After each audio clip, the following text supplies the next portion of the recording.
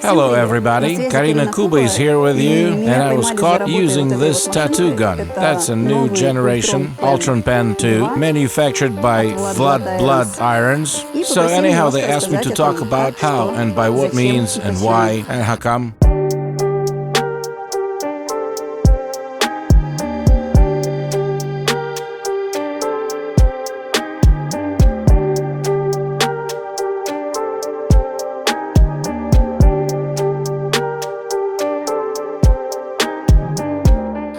I want to share some of my personal tricks of trade. Right now, I am inking in a realistic lion, and perhaps it would be a good idea to tell you all about my methods of color work.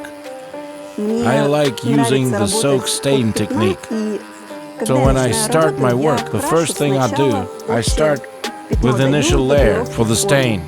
So I take the white magnum and I use it to complete initial layer of underpainting for the basic mid-hue. And after I'm done with the main shape contours, I'll get the smaller needle cluster and start doing the details.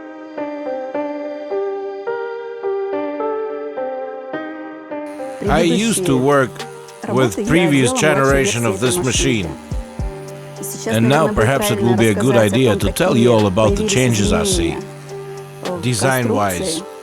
From what I see, the main thing is the stroke. It is 4 millimeters now. It used to be 3.5, and the motor has been updated. It used to be 5 watt, now it's 10 watt. I totally believe that for the purpose of color tattooing, 4 millimeter stroke is the best. 3.5 millimeters is not bad, but still, just not the same. I like 4 millimeters better. Now you may see that I'm nearly done with the initial layer of underpainting, and I'm getting ready to start working on details. I'll replace wide magnum for something smaller to start on intricacies.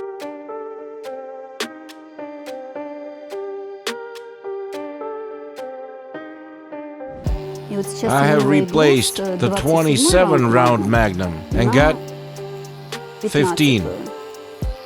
And to say a few more words about the tattoo gun, I want to revert back to the topic. For me, it's important to use tattoo gun intuitively. Turn it on, stick a needle in, with no sweat about its functionality. No need to think about its parameters. You just start inking and stay focused on your work. Now I'm doing fine lines on contour. And since I have started with the mid-hue for the color base, so now, in the areas I feel needed depth, I'm doing the darkening shading. As soon as I'm done with fine contour, I'll switch to RS needle, and it will get interesting. We'll start on fine lining.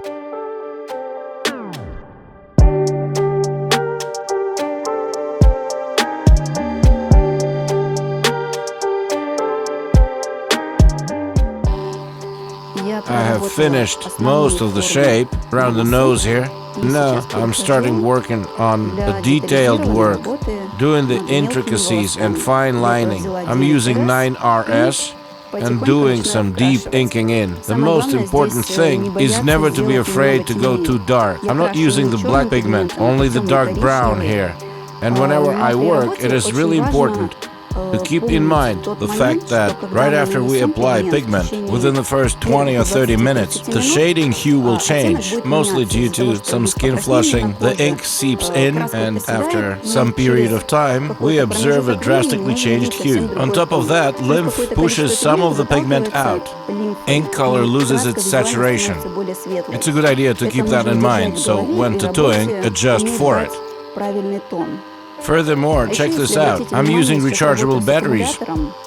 And with this tattoo gun, the manufacturer has reinforced the RCA connectors to facilitate rechargeable battery compartment to sit tight on the unit. I'm using a little bit lighter shade to continue with a steady transition from the edge of the nose to the edge of this hairy bit. After I am done working with darker hues, I'll rinse the tattoo gun out to preserve color integrity, and I'll switch to brighter pigments, never white. I'll mix in white, light brown, tan or yellow. I'll keep mixing to get the desired shade, and I'm gonna use it for the lighter areas in the tattoo artwork.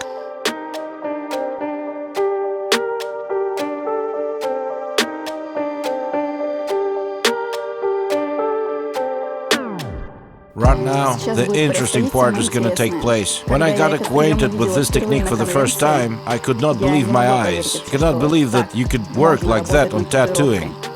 It all started when I saw this famous tattoo artist at the convention, and he was setting up to start working on tattoo. I stepped in closer to watch. He did the initial layer for the stain, and I'm looking at him and thinking, what's wrong with this picture? The famous tattoo artist, and what he's doing is utter shit. I walked away, came back in 3 hours. Nothing changed. A soak stain got larger. In the end, when the artwork was done, and every light area shading was in place, I was taken by surprise by the changes in the artwork. From a simple soak stain, it turned into a masterpiece. The trick here is not to work with pure white, but mix it in with various pigments. And pure white is reserved for the very last stage. And before last stage, every light shade area is colored in through mixed hue transitions.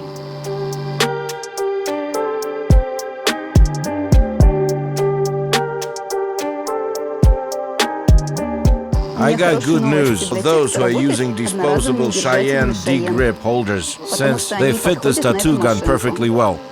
The holder may seem that it sits a little loose, but that's done on purpose to facilitate securing the barrier defense in place. Despite the fact that the motor increased in size and power, the actual tattoo gun design remains minimalistic. The diameter is still 25 millimeters. Now it's time for the most interesting part. I have rinsed my tattoo gun out and loaded it with pure white, so at the very last stage, in the areas of expected shimmer, applying the pure white for extra light shading. Trick is not to overuse it. Newbies in the art make this mistake quite often. They cover the large areas in white. When it heals, it turns yellow a little bit and doesn't look as good. So use the white sparingly. Only for areas of expected shimmers. There's another tattooing technique when instead of white, only natural skin pigmentation remains. So natural skin pigment is used for white areas, and that takes care of the problems of white turning yellow when heals.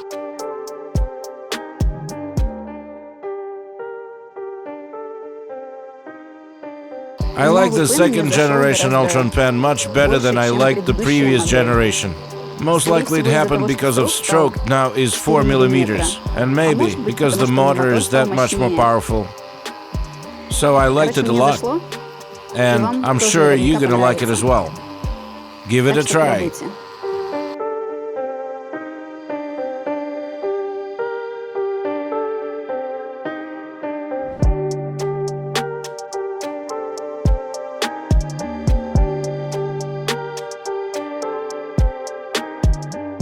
Buy now on vladblad.com.